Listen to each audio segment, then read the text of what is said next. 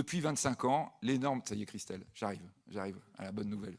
Depuis 25 ans, le truc dont on ne se rend pas compte quand on est dans, on va dire, dans la vie normale, c'est qu'en fait, on est rentré dans la plus grande révolution scientifique de l'histoire de l'humanité. Et je ne vous fais pas un effet d'annonce. On est rentré dans un truc absolument dingue. Bon, moi, vous voyez, je suis économiste, je suis à la Sorbonne, comme disait Dominique, donc c'est une très très belle, des trois plus vieilles universités du monde, la seule connue à l'étranger d'ailleurs, entre parenthèses. Vous êtes à la Sorbonne. Alors après, ils disent, ah oui, ça a baissé la Sorbonne.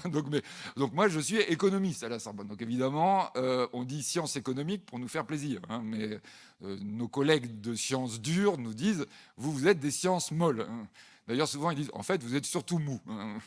Vous connaissez, c'est souvent un proverbe que j'utilise surtout en ce moment, Dieu a inventé les économistes pour que le météorologue se sente un peu moins seul. On peut se tromper beaucoup plus sur les prévisions et être beaucoup plus de mauvaise foi. Donc effectivement, je ne suis pas scientifique, mais à l'université, c'est ça l'immense privilège, c'est que je fréquente plein d'incroyables scientifiques, des vrais incroyables.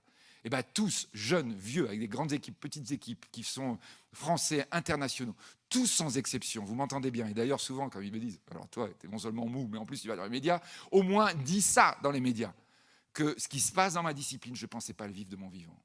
Il se passe un truc absolument incroyable qu'on ne pensait pas possible à l'échelle humaine. En clair, il se passe quoi? Eh ben, il se passe que la science s'est mise en marche avant, grosso modo, depuis 25 ans, depuis le passage du millénaire.